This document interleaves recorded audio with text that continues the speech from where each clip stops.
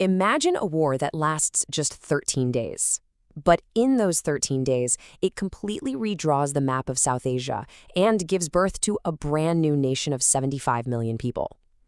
Well, that's exactly what happened in 1971.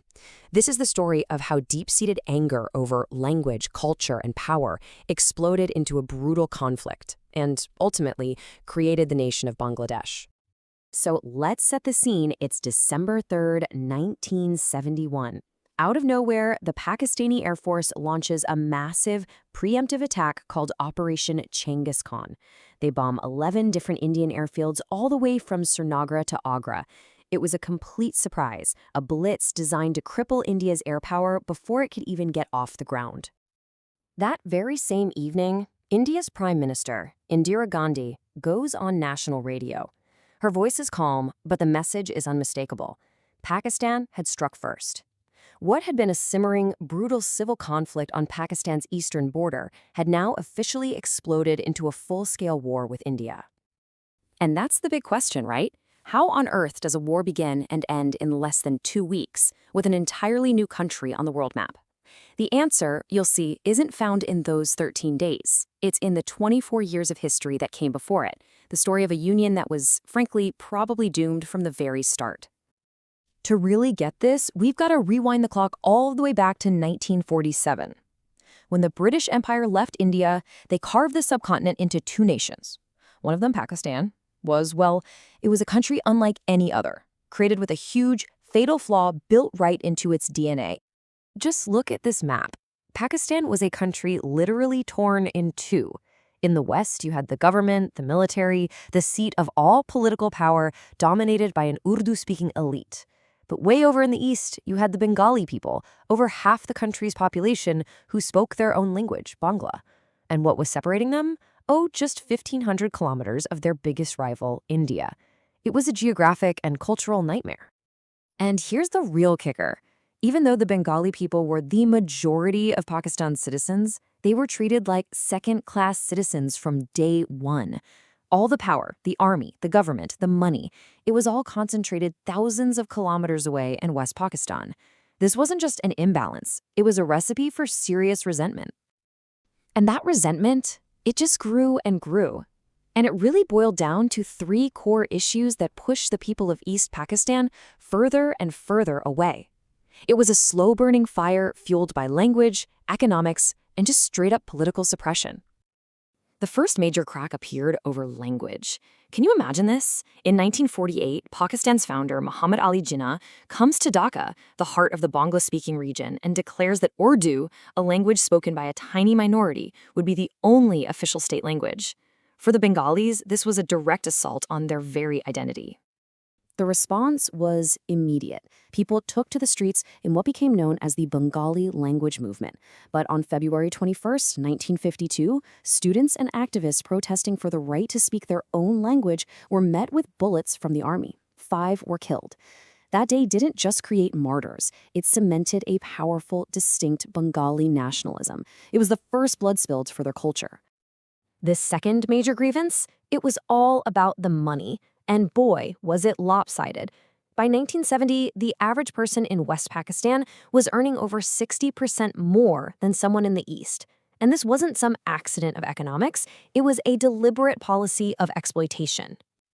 And this chart, wow, it tells you everything you need to know. East Pakistan, with all its valuable jute and tea exports, was generating over 60% of the entire country's money. But where did that money go? 3/4 of the national budget was spent developing West Pakistan.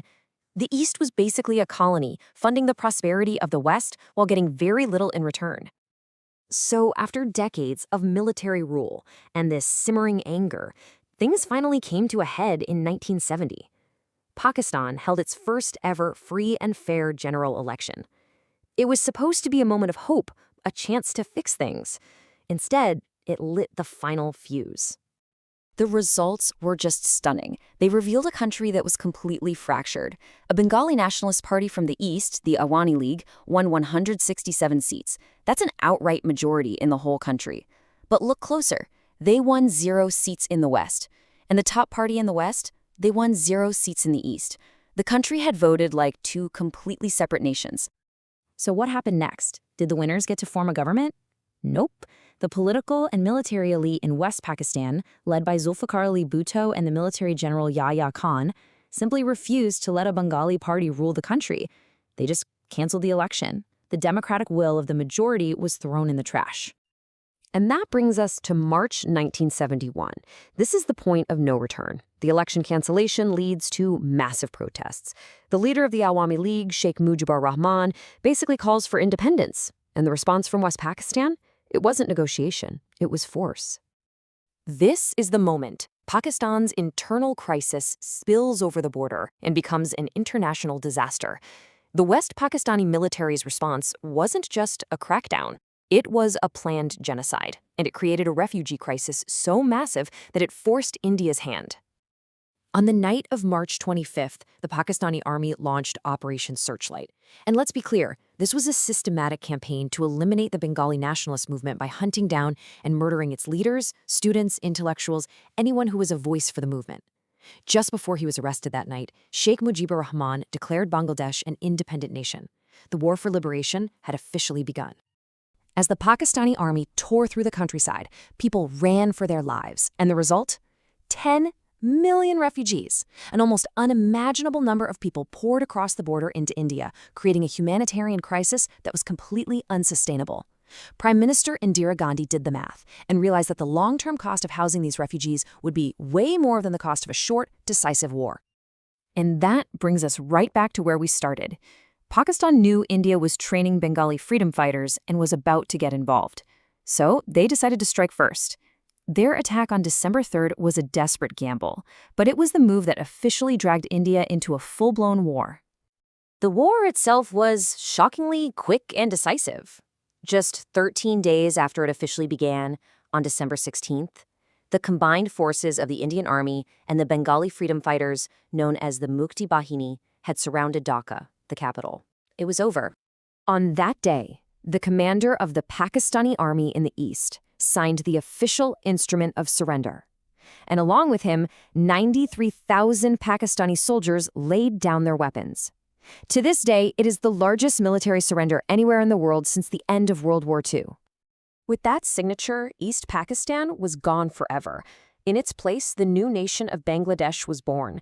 But before the new country could even begin to heal, the political mess of the war had to be sorted out. The following year, the Simla Agreement made it all official. Pakistan formally recognized Bangladesh as an independent country. In return, India agreed to send those 93,000 prisoners of war back home.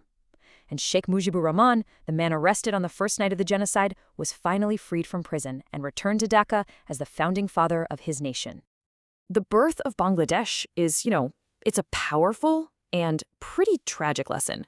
It really forces us to ask a big question. What is it that actually holds a country together?